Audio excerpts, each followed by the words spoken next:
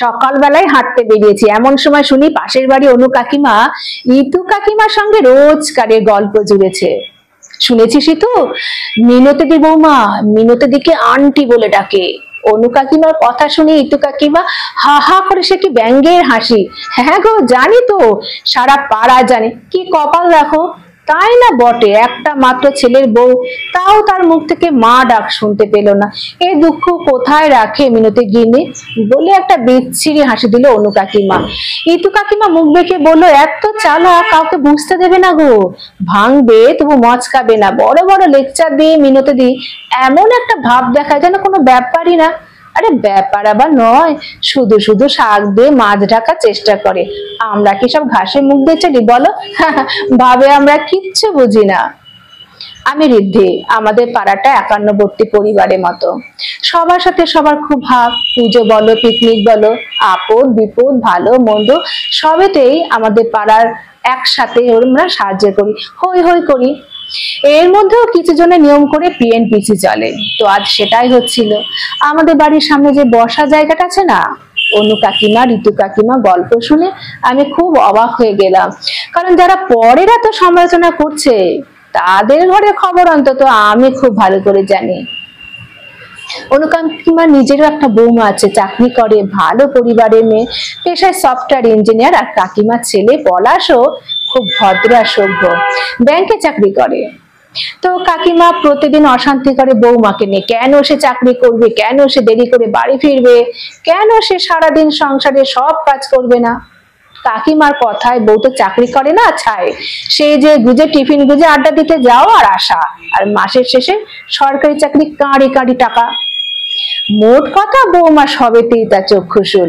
মায়ের কথায় একদিন ওদের বাড়িতে টিফিন কৌটোটা চাইতে গিয়ে দেখি অনু কাকিমার বৌমা কাকিমাকে মা বলে মিষ্টি করে ডেকে বলল, ও মা, ঋদ্ধি এসেছে, ওদের টিফিন বাটিটা কোথায় আছে দাও তো। অথচ দিন দুয়েক আগেই বৌমাকে কাকিমা কি অকথ্য ভাষায় গালিগালাজ করছিল। আমি ওপরে ঘর থেকে নিজের কানে সব শুনেছি। কিনা সে কোনো বন্ধুর বাড়িতে জন্মদিনে গিয়ে রাত করে বাড়ি ফিরেছে।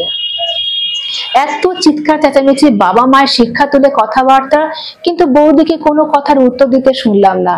আসলে শিক্ষিত শান্তপুরে মেয়েটা অল্প কদিনে বুঝে গেছিল এই মানুষটাকে বেশি ঘাটানো ঠিক হবে না, ওতে ওরই সম্মান নষ্ট হবে। তবে বৌদির হয়ে পলাশ দা ওর মাকে উচিত কথাটা বলতো, তাতে কাকিমা আরো রেগে যেত। বৌমা ছেলেকে বশ করে ফেলেছে, সব সময় এই কথা বলে বৌমার উপরে আরো বেশি বেশি বিদ্বেষ উগরে দিত।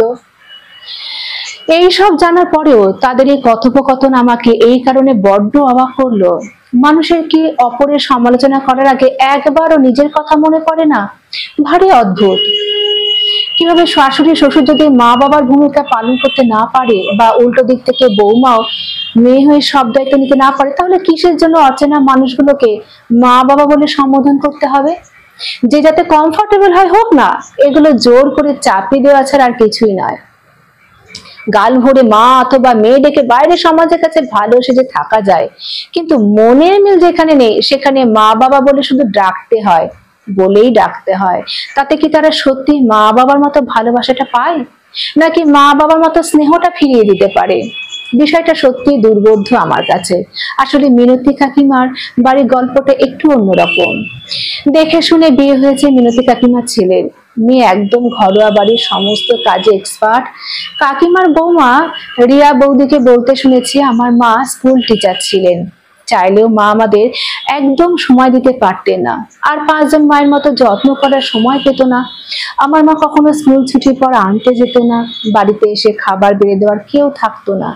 বন্ধুরা রোজ রোজ নতুন নতুন টিফিন নিয়ে যেত, কিন্তু আমার সেই টিফিন একই, ব্রেড বাটার আর কেক বিস্কুট ছাড়া নতুন কিছুই হতো না। কিন্তু মায়ের কিছু করার ছিল না। ওই সময় বাবা ভীষণ অসুস্থ ছিল, ব্যবসার অবস্থা খুব খারাপ ছিল, তাই মা আমার জন্য চাকরি ছেড়ে দেওয়ার কথা ভাবতেও পারতো না। আক্ষেপ ছিল বৌদির, তাই পড়াশোনা ভালো করে শিখলেও চাকরিটা সে করতে চায়নি, একটা পরিপূর্ণ সংসার চেয়েছিল।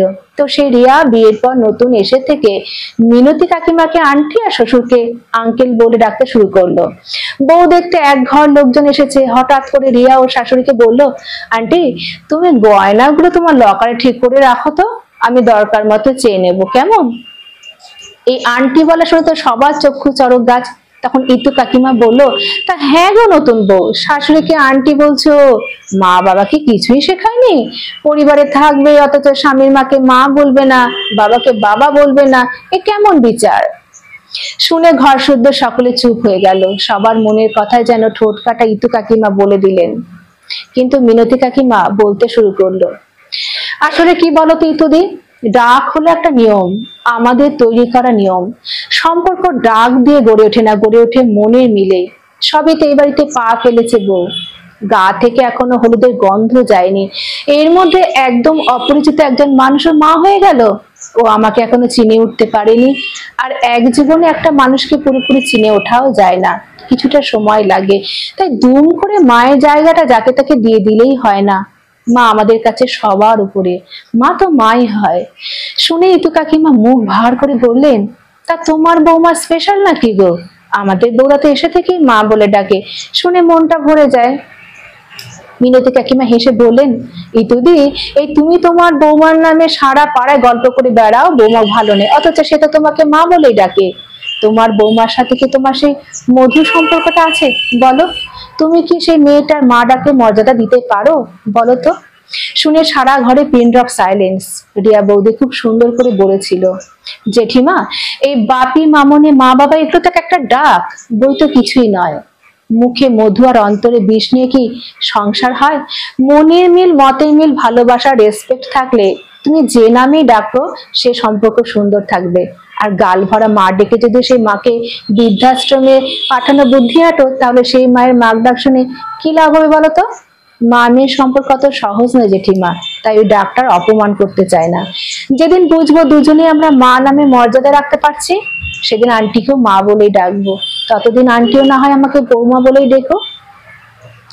মিনতি কাকিমা বৌদিকে জড়িয়ে ধরে বললেন, মুখে মেয়ে বলবো অথচ ভেতরে ভেতরে ওর খারাপ চেয়ে আমি অভিনয়টা করতে পারবো না। আমিও যেদিন বুঝবো জন্মটুকু দেওয়া ছাড়া বাকি সব দিক থেকে আমি ওর মা হয়ে উঠতে পেরেছি, সব লিমিটেশনের উপরে উঠে সত্যি সত্যি মেয়ে ভাবতে পারছি, ওর আনন্দে আনন্দ পাচ্ছি, ওর কষ্টে কষ্ট পাচ্ছি, সেরা জিনিসটা ওর হাতে তুলে দিয়ে তৃপ্তি পাচ্ছি, সেদিন আমিও প্রাণ ভরে ওকে মেয়ে বলবো। তো অতদিন না হয় এই সুন্দর সম্পর্ক তৈরি হওয়ার প্রসেসটা ভালোভাবেই চলুক।